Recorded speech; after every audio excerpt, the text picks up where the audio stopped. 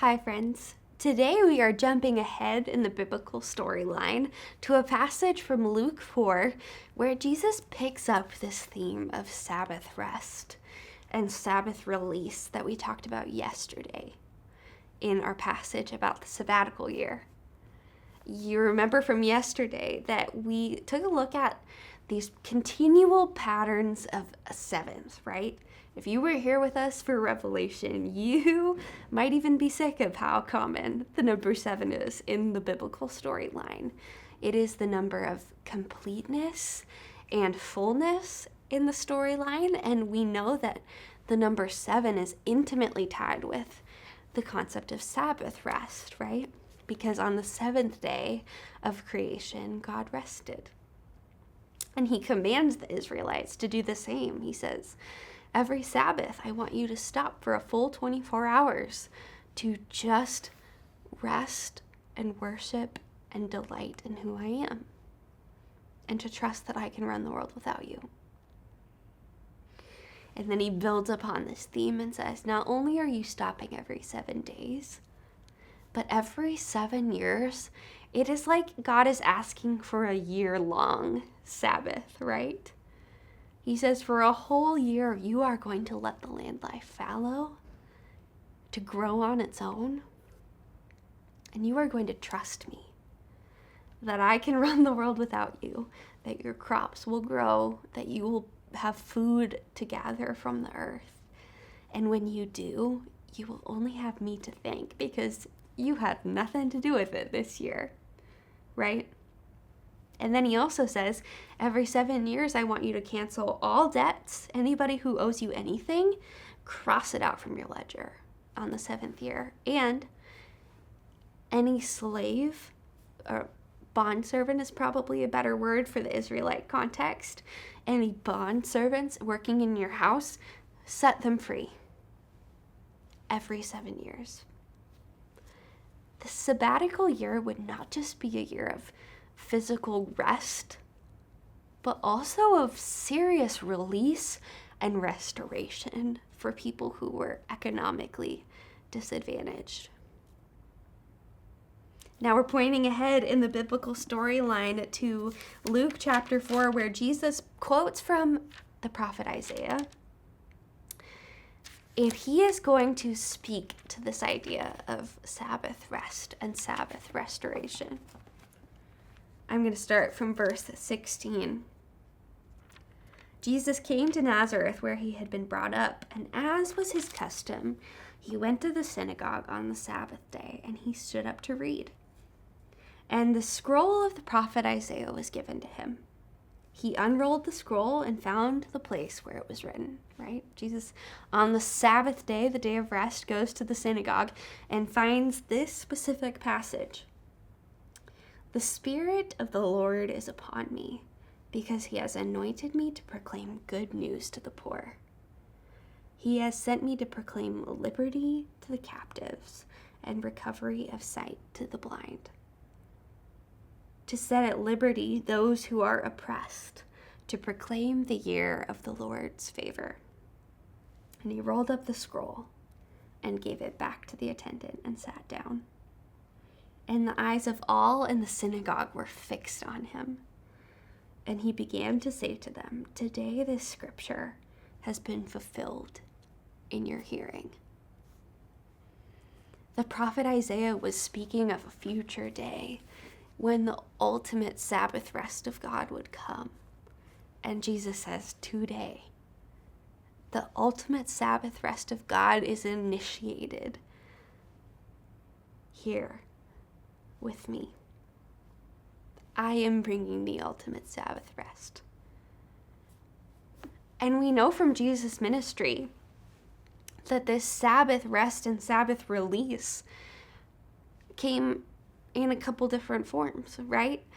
Jesus undoubtedly physically gave sight to the blind, and he healed the lame, and he released people who were held captive to spiritual forces, right? The demon possessed. He brought physical healing, literal freedom to people who needed it, but also He gave relational and spiritual healing to people as well. He was bringing liberty from the ultimate captor of sin, right? By bringing forgiveness. That is the ultimate form of liberation that Jesus offers, is for our spiritual captivity. And so, as you reflect on this passage today, I want to ask you 2 questions. And the first is this: where have you experienced the Sabbath rest of God and the Sabbath release and restoration of God since you started walking with Jesus? What has he freed you from? What has he healed you of? Where has he brought rest to your soul? And this might be a physical ailment, or maybe it's an emotional one, or a mental one, or a spiritual one. Where has he liberated you and freed you to the abundance and the rest of God?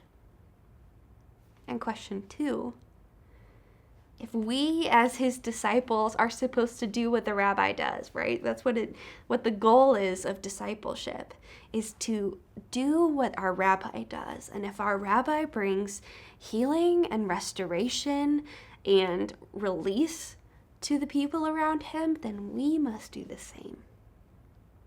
And so in your corner of the world, in your neighborhood, in your workplace, in the spaces that you enter into, how can you be the light pointing forward to the rest that we will experience in the new creation, right? When everything is set right. And also give people a glimpse, a taste of what that will be like now.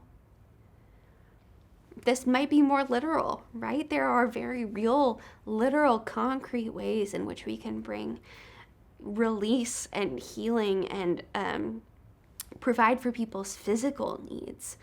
Maybe it's financial, maybe it's through food, maybe it's, providing treatments to people who need them.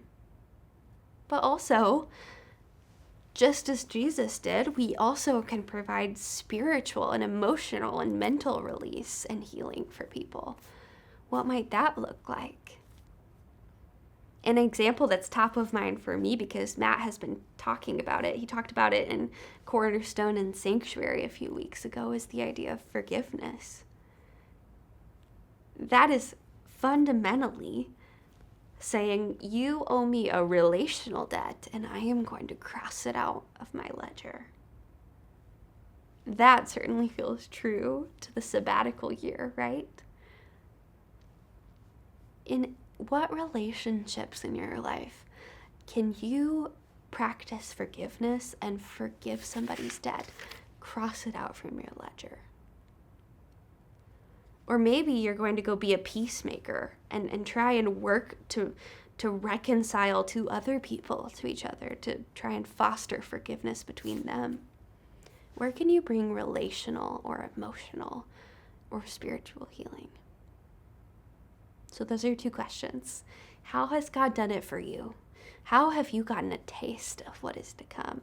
And how can you give other people a taste of what we hope for? Friends, one day we will be in the new creation entirely healed and entirely at peace with one another, with relationships that are restored, and we will be whole, lacking in nothing, with no more pain or suffering. We will be complete in the fullness of what that word means. Until then, how can we be the people who bring this Sabbath rest of God to earth today?